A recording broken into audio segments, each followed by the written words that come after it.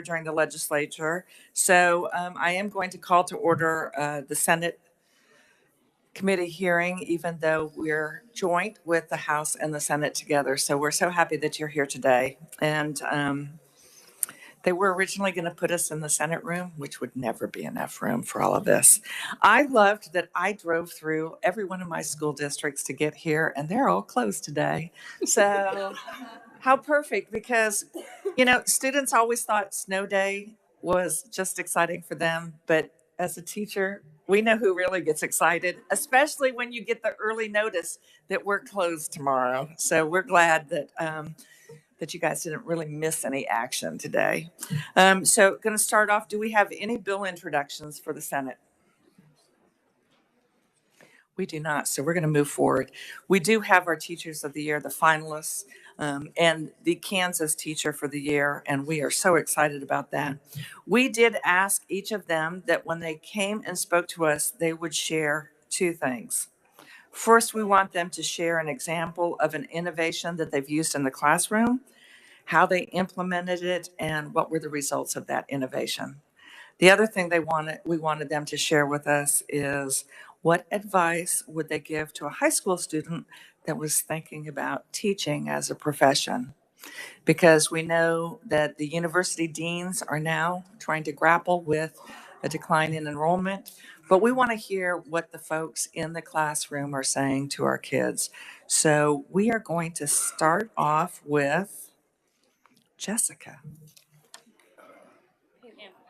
Pamela. Oh, you guys wrote your own. There we go. Okay. So we're going to start with Pamela, and Pamela, I guess since you guys know the order, Yes. then we'll just go down the line. So we're going to take our seats. We're going to hold questions until the end. I know it seems a little bit difficult, but we do have to end this in 1 hour because we need to get these folks to the Senate floor so that we can recognize them there. And the Senate loves to take lots of pictures, so we will herd you, and we won't ask you to hold hands, but we almost will to get you down to get you to the Senate floor. So. Real quick, House members, are there any requests for bill introductions from the House? Very good. Moving on. No free school this week? No. Okay. Let's begin. Thank you.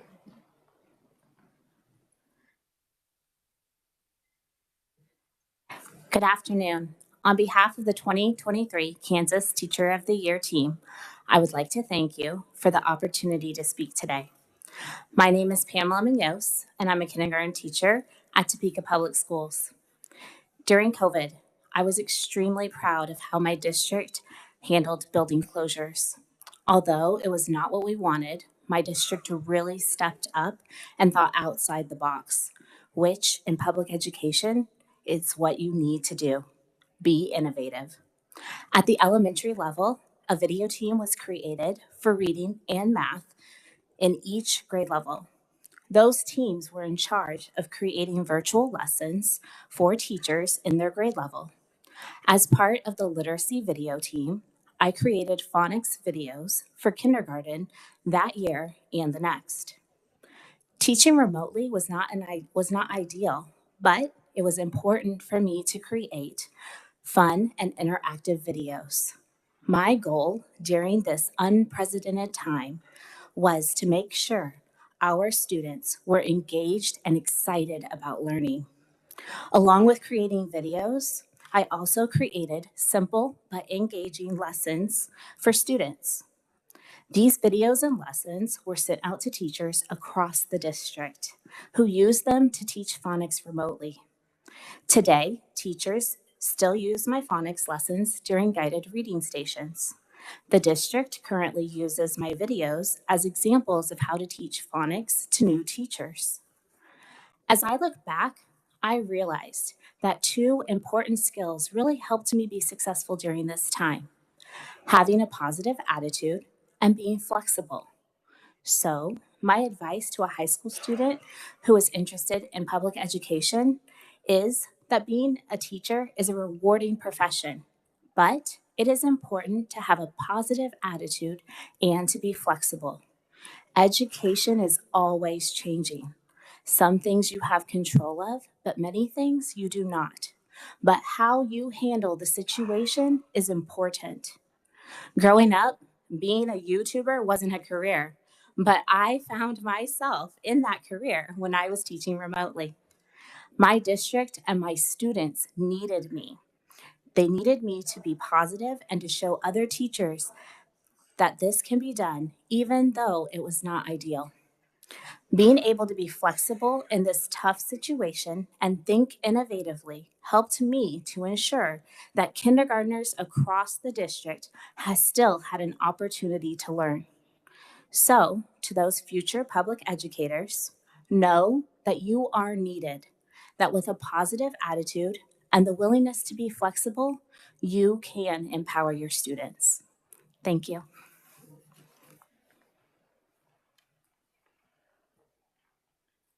Good afternoon.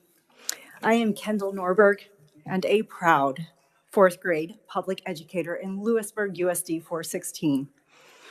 To me, innovation in public education is not something you can see in one classroom with one teacher or in one lesson. Innovation is a mindset that is fueled when teams of public education professionals, including teachers, paraprofessionals, therapists, and more, come together to solve for how we will meet the academic and non-academic needs of each and every child in our community.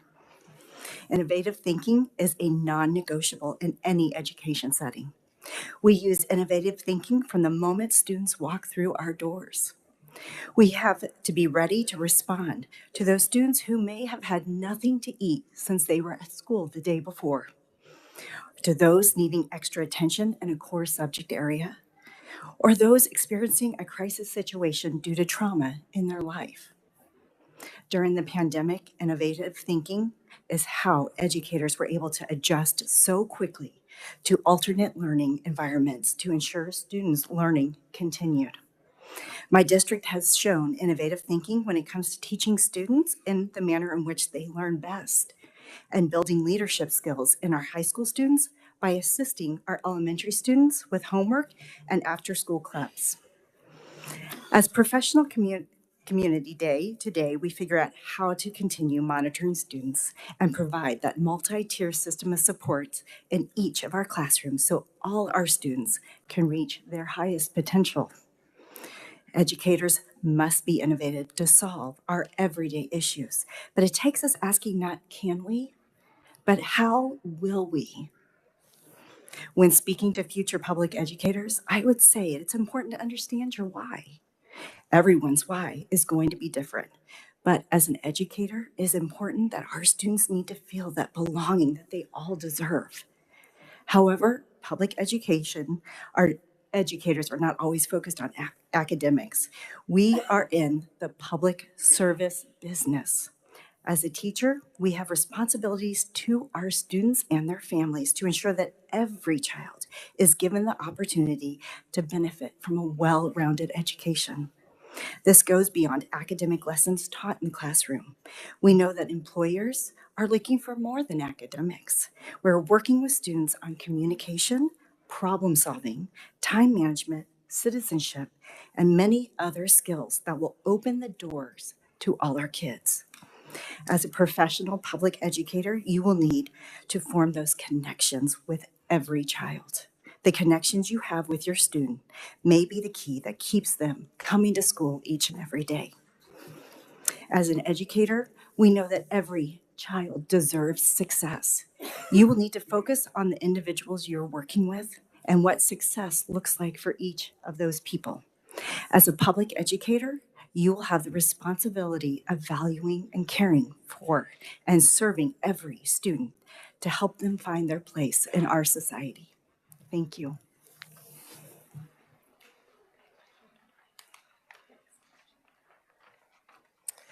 Hello, I am Mallory Keith, and I am a preschool teacher in Cheney USD 268. I am in my 8th year as a public educator, with the last 4 of those being in preschool.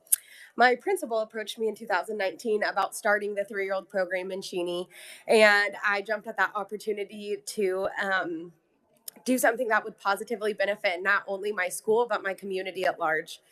I have the unique opportunity to teach and influence the youngest learners in USD 268. Through utilizing developmentally appropriate practices, these 3-year-olds are in a welcoming place where they are encouraged to explore unique interests and gain knowledge through purposeful play. The best part of my classroom is our dramatic play corner. So this area is flipped bi-weekly where kiddos get to do learning experience that have multiple skills. So sometimes they're working on hand-eye coordination when they're hammering nails into egg cartons. Other times they're practicing monetary skills when they're paying for items at the grocery store. Right now they're camping, so it's just the best part of my classroom. The untrained eye might see kids just playing, but when I look around, I see engineers building architectural wonders, and I see little teachers running around and helping their students when somebody uses 2 dinosaurs on a 5-frame instead of 3.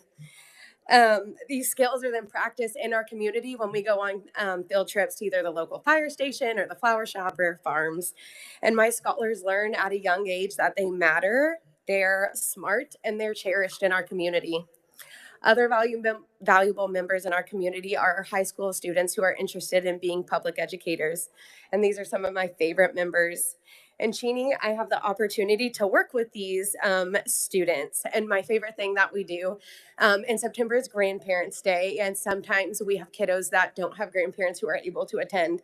So our high schoolers come over and their grandparents for a day to students who don't have people there with them. And so they get to see firsthand what it's like being a teacher. And besides doing stuff like that, they see planning periods and IEP meetings, lessons that go really great, and sometimes lessons that don't go as well as you would hope. But I have the opportunity to show them that and tell them that being an educator is really hard. But they get to see students who make the letter M all by themselves. And they say, "This is Keith, I made a letter M by myself." And so they get to see those light bulb moments, and they get really sweet notes from difficult clients that kind of flip your day around. And then they have colleagues who will help them keep their head afloat as they're learning all of the things that are in education.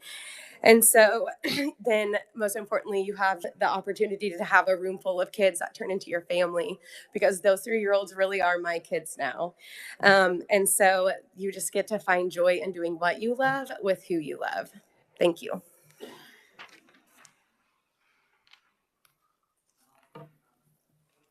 Hello, my name is Carly Torres and I teach 5th grade in Hutchinson, Kansas. One way I pride myself in my district in showing innovation in the classroom is through real-world application. Over the past couple years, I have helped build a project within my district. This was a start of a county-wide initiative called the Career Quest. The Career Quest was an idea inspired by a local question of how do we get our students to come back, reside, work within our community. The Career Quest is an opportunity to expose upper elementary students to local businesses and industries within and around Hutchinson to get them thinking about future careers. This is an opportunity for young people to learn the ins and outs of a business and what it takes to work there, as well as what skill sets are needed. Last year, we piloted this program within 2 elementaries in my district. These students were able to explore 7 different businesses and industries, ranging in areas of employment including healthcare, manufacturing, professional services, and finance. Some district outcomes of the Career Quest were exposing students to the potential careers while networking within their community. However, more importantly, students can learn that not all jobs require a college degree or even moving out of Reno County. But better yet, some jobs are quite literally in their backyard. Due to the great success of our pilot year, the Career Quest is now expanded into a county-wide opportunity for all 6th graders. One piece of advice I would give future public educators of Kansas is that you don't have to know everything. However, one thing you need to know is how to evolve, because at the end of the day, education is an ever-evolving profession. The students, curriculum, policies, classroom, administration, every aspect of education is always changing. If you think you're going to end up doing the same career you started, you're wrong. Because what makes a good educator great is the ability to evolve and change with time or on the cusp of change. We must be flexible and vulnerable to trying out new ideas, lessons, strategies, and curricula. Those who wait to change until forced are the ones who struggle to find joy in their career or even possibly burnout. At the end of the day, we must meet every child where they are as the whole child, or we risk losing the joy of teaching. So, my final piece of advice, always remember, as a public educator, we have the privilege to teach the future electricians, doctors, computer programmers, builders, educators, lawyers in the future of Kansas. Thank you.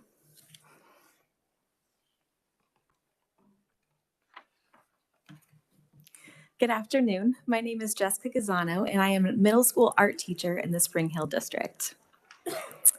Art allows the opportunity for daily innovative thinking. I am surrounded by students creatively solving problems and approaching challenges in new ways every day. Their outside-of-the-box thinking may someday evolve into the newest joint replacement design, illustrations of your child's favorite nighttime story, or more efficient ways to heat a house. To keep up with the brilliant minds of my students, I am challenged to provide opportunities for engaging and meaningful projects and experiences, which is exactly what happens when we invite innovative community members to come into our classroom. Through collaboration with passionate business owners, volunteers, and other professionals, our passion projects were born. For the past 3 years, my classes have worked to raise awareness, funds, and materials for numerous causes.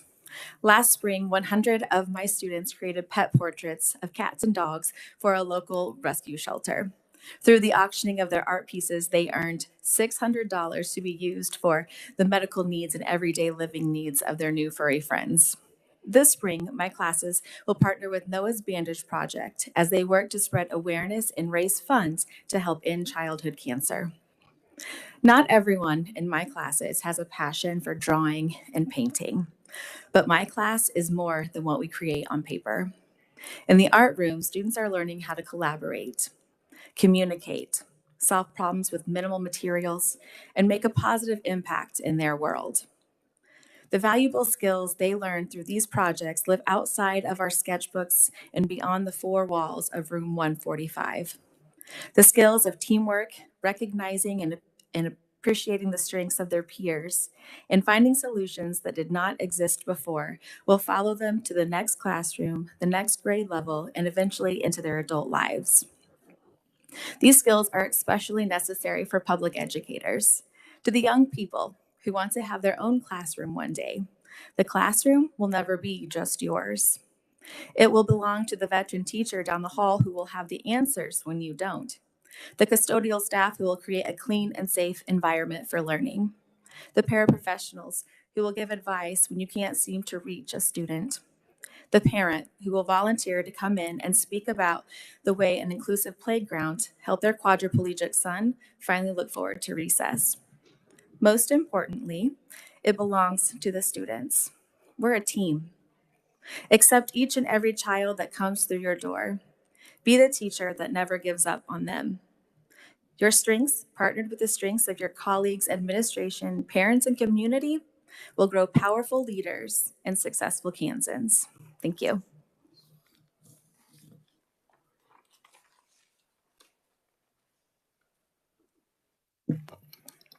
Good afternoon. My name is Erica Huggard, and I teach science at Emporia High School. I've been in the classroom for 17 years. As a public educator, I have the opportunity to take students and grow them into confident, motivated learners.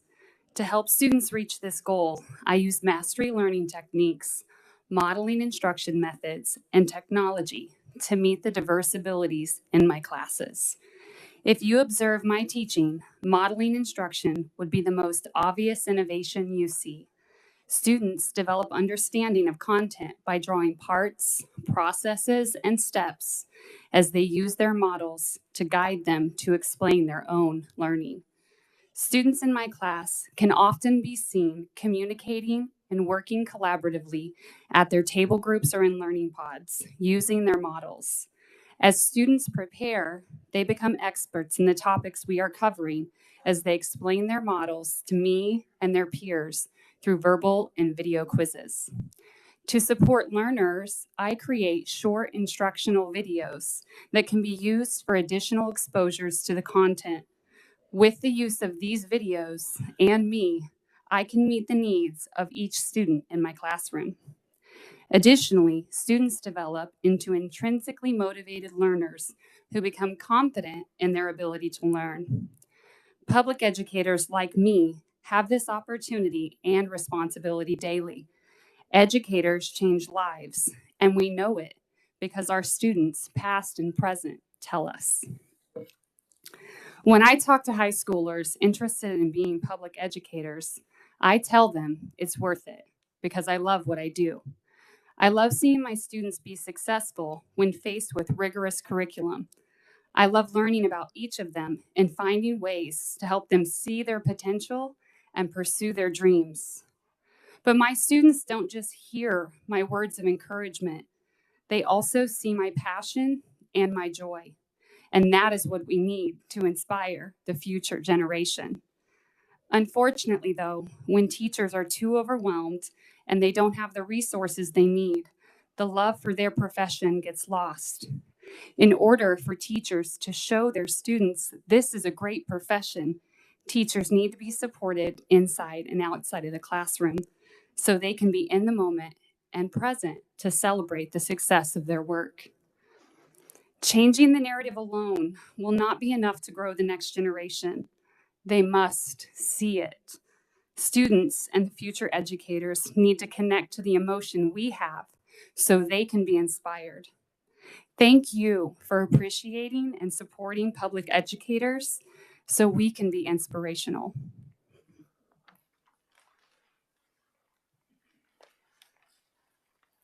Hi, I'm Jamie Swindler. I've been a special education teacher for 24 years. I've always taught functional life skills, and currently I work in Ottawa USD 290 as the 18 to 21-year-old teacher. Special education, by its very nature, is an innovative practice.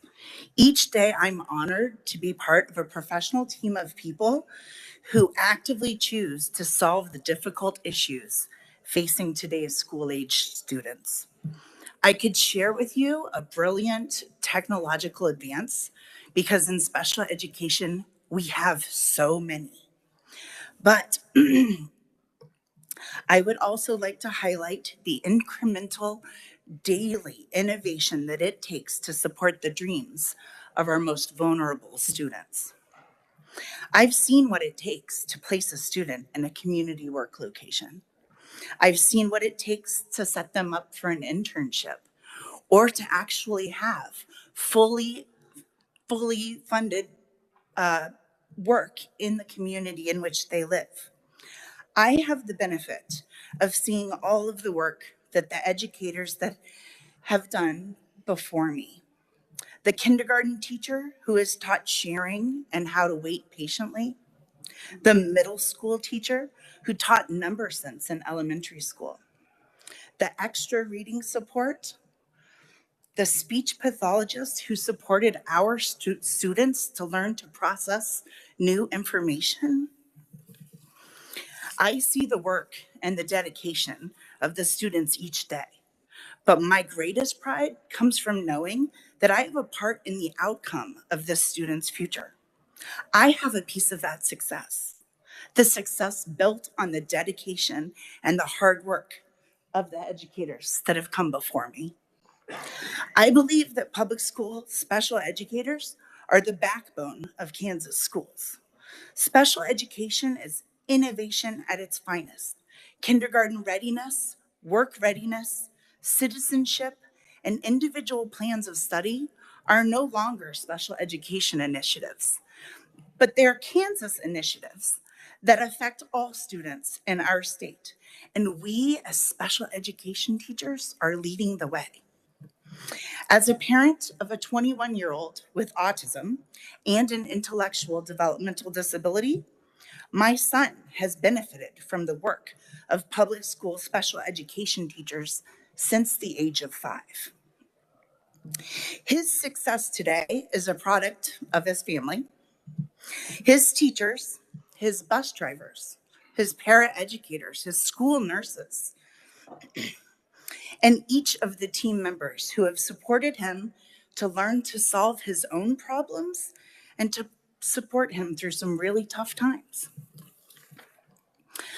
I would tell a future public school special educator that you are embarking on a path that has been paved by countless educators before you.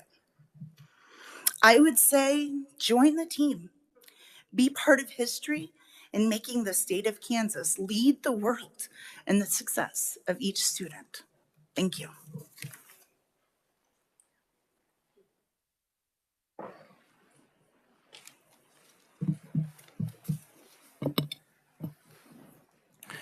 Good afternoon. I'm Brian Skinner, a special education teacher at Newton High School and the 2023 Kansas Teacher of the Year. We're honored to be able to share our stories, provide insight into our classrooms, and advocate for public education.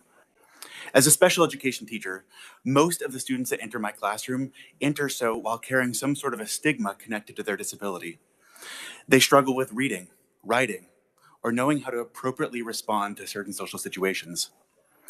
Innovation within my classroom is aligned with how I build connections with my students and help them realize their potential. I work to break down stigmas while fostering self-belief and self-worth. And I do this by holding expectations high and pushing my students to achieve levels they never believed were possible. I take time to build supportive relationships with each individual and learn of the interests, hobbies, and goals that they have in life. And from that, I build discussion around the stories that we read together with real-world scenarios, allowing students to experience those aha moments in learning.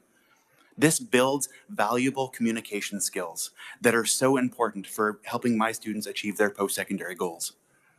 If educators don't have the time, flexibility, or resources to make these connections in meaningful ways with their students, particularly those students who have the greatest needs, our ability to inspire the natural curiosity in every student is hindered. Through the relationships that I've developed with my students, through the patience, support, and care that I've provided, I've helped each of those students make significant gains in their skills, acquire part-time jobs, and see a future for them that is attainable. I help them understand, believe in, and achieve their best success. And that goes hand in hand with the advice that I would give someone that is interested in a future in public education. As educators, we don't get to choose the students who enter our classroom. We don't get to choose their abilities, and we don't get to choose what success looks like for them. Each student is different, and we help them all as individuals. I would tell them that being a great public educator isn't about doing something grandiose. I would tell them it's not easy. Public educators don't always get the respect they deserve as a profession, and there may be days, months, or years where they may not have the resources they need to help each student thrive. But I would also tell them that at the end of the day, and at the end of a career that reflects the dedication to lifelong learning and being able to help each student achieve success, that feeling is irreplaceable. Every child deserves a chance. Education is what we make it, and together we help shape that future. Thank you.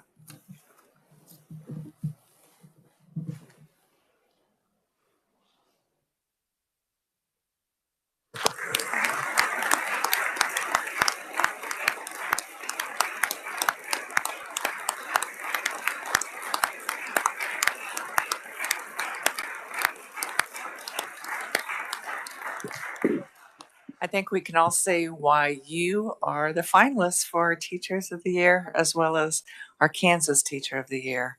What wonderful presentations. Love the energy, the positive approach, and, you know, educators do change lives. So we're going to open it up to the committee that might have some questions.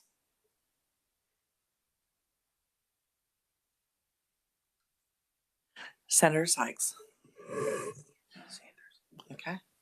Thank you, Madam Chair, and thank you all for being here and congratulations.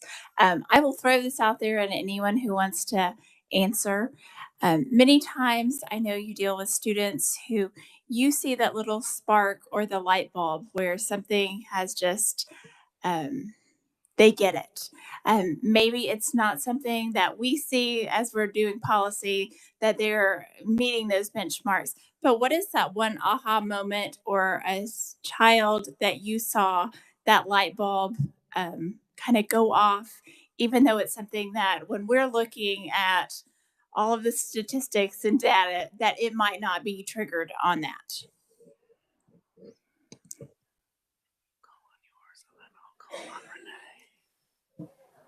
Thank you for that. Aha moments, they happen all the time in the classroom. For me, that aha moment often comes when they're able to connect what they're doing in the classroom to something that is in the real world. They're able to see that applicable piece. They're able to see the growth that they have, and that they're able to understand the abilities that they have and believe in themselves. So many of our most struggling learners that really need those aha moments, that first challenge is helping them see the belief in themselves so that they can make that difference as they go forward. Mm-hmm. Representative Sanders. Mr. Skinner, you can stay up there. So, how forward are you, or have you, looking to showing your kids your car? I am quite excited to be able to show them. I saw a few years ago Tabitha Rossborough was able to fit her entire elementary class or pre-K class into her car. I don't think that's going to work for my high school class. So don't want to ruin that rental experience too early. Well, congratulations. And I saw the report on TV about that, and I thought that was a really cool deal. I mean, it was like your MVP of the World Series or something. So. Absolutely. Thank you. Yeah, I'm really grateful for all of the K-12 experience, but especially with Enterprise being able to give that opportunity as I move around the state to help promote public education. So thank you. Senator Erickson and then Senator Gossage. Thank you, Madam Chair. Congratulations to all of you. Brian, good to see you as a railroader myself. Very proud. There you go. That's right. Congratulations. Quick question for anyone or all. Did you know you always wanted to be a teacher? Oh, I might start and then I'll pass it to someone else. So go ahead and get up and to the mic so that you can all take turns. Right. So I was just thinking about this earlier today. So I come from a family of educators, which I think is a really common piece. But one of the key pieces that I think is true of all educators, we all had somebody that we made a connection with at some point in our education career, and that inspired the belief in us to be able to move forward. For me, it was Miss Laura Pullman, a Clay Center Community High School social studies teacher, that made me believe in my abilities going forward. And that's kind of what I try and take and inspire for other students, hoping that now that I'm on the other side of that coin, that I can inspire somebody else.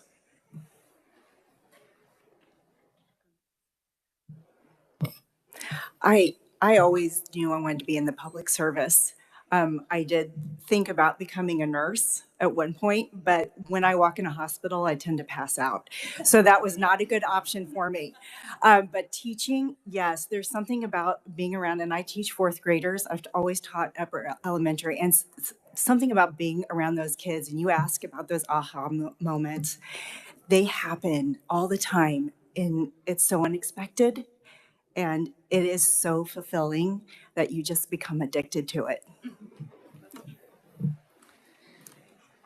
I did not know I wanted to be a teacher. My parents didn't go to college, and I didn't know that I had a strength with working with people and that I wanted to be in a service profession.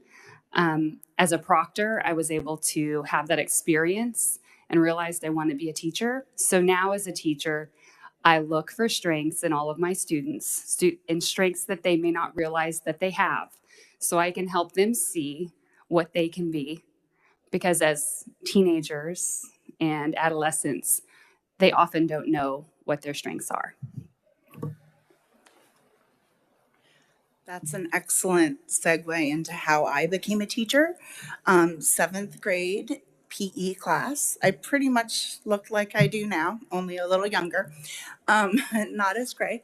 But I had a friend who had a special need, and he was my gym partner for the month. And his teacher actually pulled me out into the hallway during PE, and I thought I had done something wrong. And he looked me dead in the eye and he said, "You, little girl, have a talent for working with people with special needs." And because Mr. Schaefer said that to me, I chose to believe him. From that day forward, this has been my path in life, and I'm so thankful for it.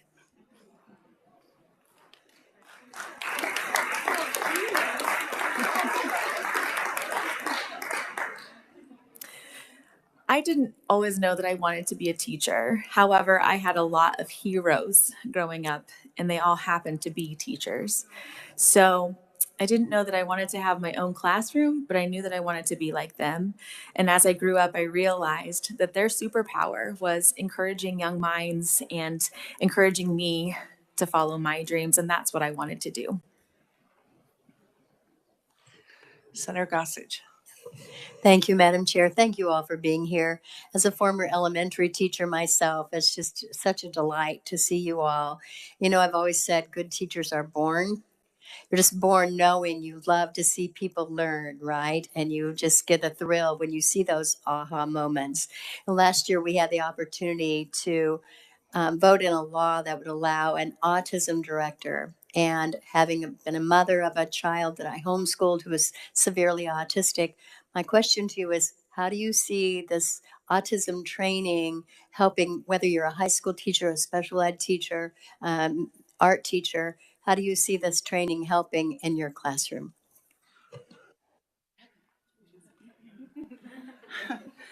As a mom of a young man with autism and as a teacher who works with young people with autism, we cannot have enough training. We need to be able to understand, learn, and grow with each student that we meet who is on the autism spectrum. And I believe any further education or training that comes to people to help them support our young students that can be pretty vulnerable inside the classroom, that's in the right direction. I may, Madam Chair, my mouth said autism, my brain meant dyslexia. So we have, but thank you, and I understand that as well for autism, but we have the dyslexic director, and so now we're doing this special dyslexic training to help our children be better prepared as reading is foundational. So thank you for that. And do we have anybody else who would like to respond to the dyslexic training? Absolutely. So one of the portions that I present on when we go around and we tour around the state is around kind of those reading disabilities and those reading deficits with dyslexia would fall into that. And data would show that 1 out of every 5 students has some sort of a reading deficit.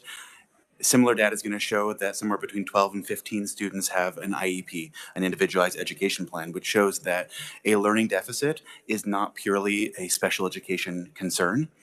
It shows that there's an importance with the phonics and the decoding that goes in with the reading that so often can be misunderstood as someone that doesn't care or someone that doesn't want to.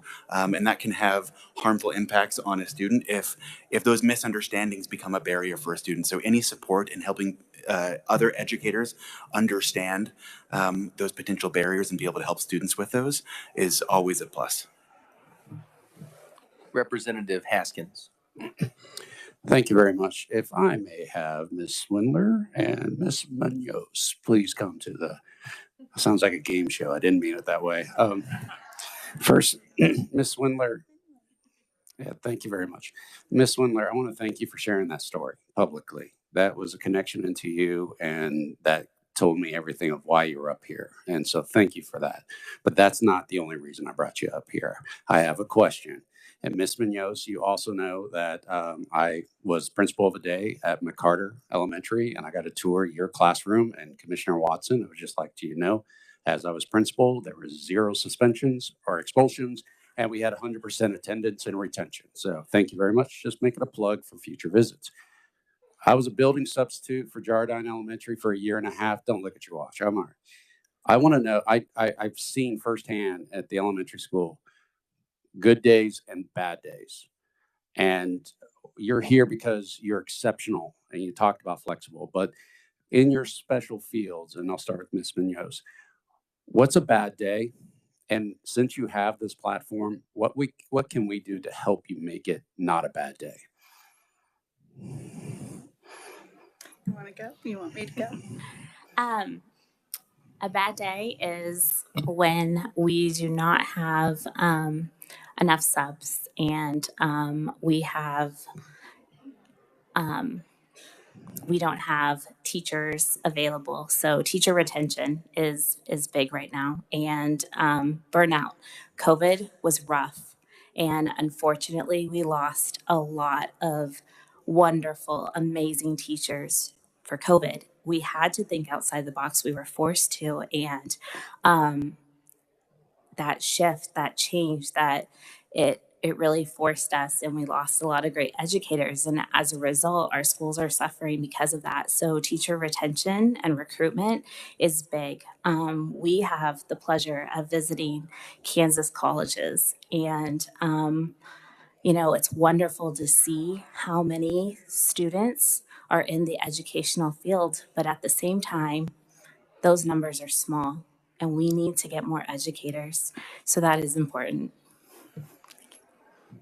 Same question, but in your field, please. Yeah, we don't have bad days. We have hard days. Okay, so we work as a team in my classroom to build everyone up. I believe in the wave of the future, which is teaching students to solve problems together, because what I found is they're a lot smarter than us most of the time. And they can do it if given the opportunity to solve the problems together.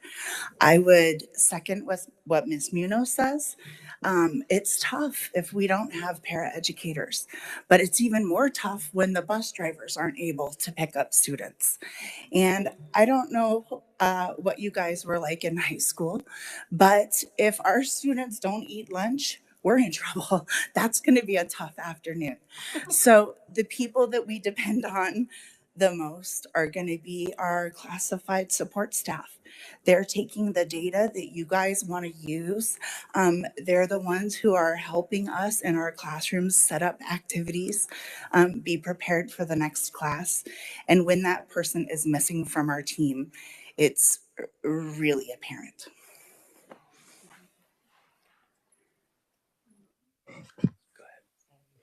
Representative Sanders.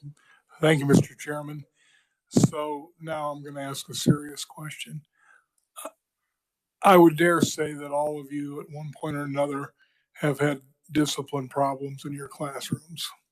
So my question would be, do you have a particular technique or tip or trick, if you will, to deal with discipline issues? We actually talk about this a lot. We have very few discipline problems in our classroom, and that's because we're experienced, and the training that we've received, we've been able to build on each year. So it comes back to discipline problems can occur when we have teachers that are new to the profession. And if we can't support them so that they can stay in the profession and grow, then it becomes a cycle where you start over training somebody brand new every year. But for us, we are very equipped to handle our classrooms and have very few discipline issues. So it comes down to retention, and we would see less discipline issues. Again? I'm kidding. It's like you don't know I like to talk. You've been with me for how many months? Okay. I would say that, so we had the opportunity of being able to attend a Capturing Kids' Hearts training just a couple months ago. And one of the things that we took away from there is that all behavior is a form of communication. And I would loop that into your discipline related behavior as well. So I think that's why some of those communication skills and those connection skills are so important, of being able to connect with your students, understand their wants, their needs, so that you can help them. And then that can circumvent some of those behavior issues that would happen later. I think, which I'm surprised neither of you hit on, but I think the most important thing is relationships with your kids.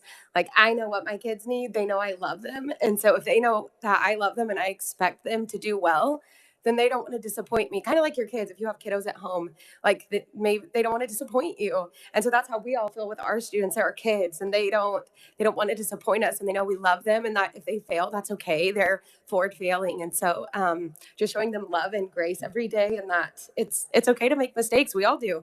And that's a beautiful thing about education. You learn from that and you move on and do something better the next day. Okay, I have three senators that want to ask questions, and we are at the point where we're out of time, so we will use the last 5 minutes, and it's going to be a hard 5 minutes because then we really are going to need to work to get you to the Senate floor. So I have Senator Petty, Senator Blasey, and Senator Straub. Thank you. And a shout out for preschool.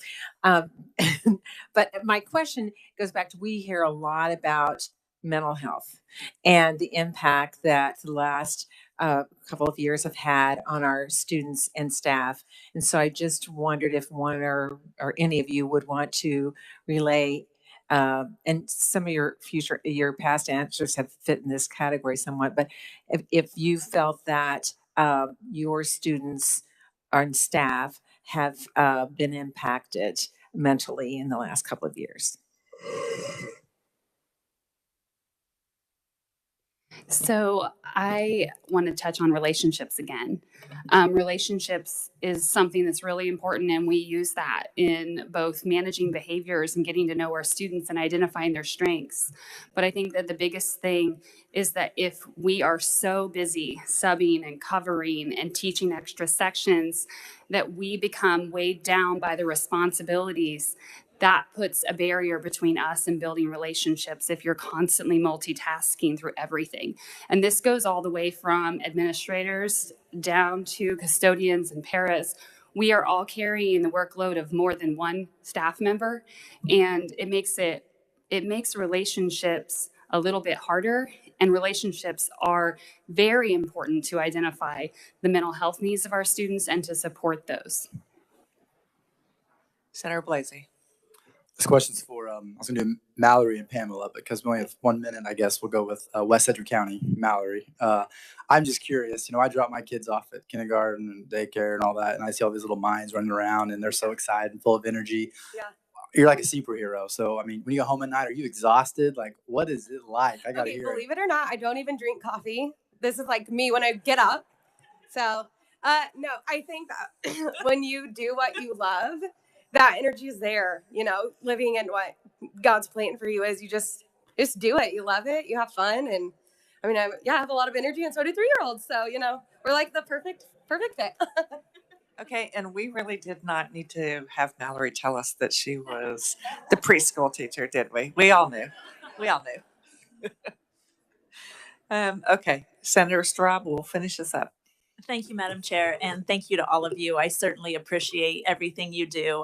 As a home educator myself, I sometimes struggle to find applications to the real world, which many of you had mentioned. And for example, how could you relate polynomials to real world situations? And we'll excuse the preschool teacher on this question, but could you name some of your best online resources that you utilize for your students or that you refer your students to as a home educator? And I know there are many others across the state.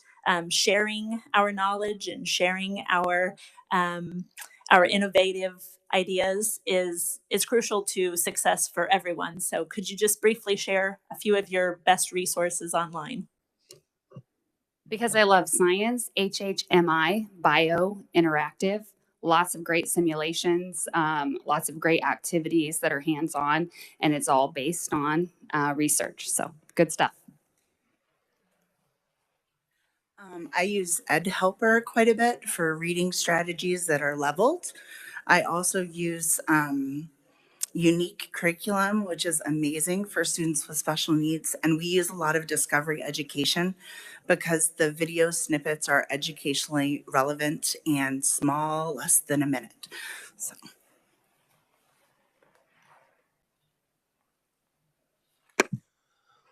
All right. Well, thank you all very much for coming, and thank you for all the questions. I would encourage sort of everybody, both on this committee, here and watching there, if you have never volunteered an hour or two of your time to go visit a school or go walk through and hang out in a classroom, I would encourage you to do so. One of the greatest experiences ever, but also one of the heartbreaking experiences, was going into a school and seeing how things go, what needs they have, but also there was a whole area with clothes and toiletries, and I asked what this was, and they said, well, we have a small homeless population, and this is where they come every morning. And it will be an eye-opening experience. So I would say if you've never filled in as a sub or never visited a school or taken a tour, do so. It'll be worth your while, I promise. It'll be a wonderful experience for you. That's all I have, Madam Chair. Thank you. One thing I want to make sure, because you are going to be continuing to tour around the state, so please make sure that your fellow teachers are using that tax credit. So if you have spent that money, when you itemize, you get that Kansas tax credit. The other thing is we are in tax committee working on tax-free day for school supplies and kids for school clothes. We haven't decided on the Senate side if that's going to be 3 days, the first weekend of August, or if it's going to be first weekend of August, first weekend of September, but we want to make sure that's available.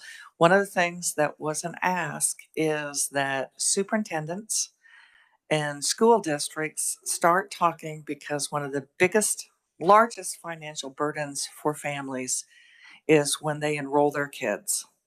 All of those fees, all of those things, the textbooks where the money's just sitting there and there aren't new textbooks. But so if your own school districts, but also the other districts that you visit, we don't have to legislate that. You can decide how to make that change for your communities, and that would be a tremendous impact for families that struggle. And here's the other thing that I do know as a former high school teacher: that first month is incredibly expensive for our teachers, particularly the teachers that have kids themselves. It's very expensive. Oh, and you don't get the paycheck until the end of the month. So spread the word, work with your school district to see what we can truly do to move the dial to help families, so that there aren't those kids that show up that first week without the box of supplies because their family just can't afford 6 boxes of Kleenex, 5 notebooks, this and this and this. So if you could help us help Kansas families, that would be wonderful. We are so proud of you. We are so thankful. We kept hearing about how much you care, and I heard the word love several times. I love to hear the word love, because when we start loving on each other as colleagues, but stop loving on our kids, then we're moving in the wrong direction. Thank you so much for being here in, the people's house. We are adjourned.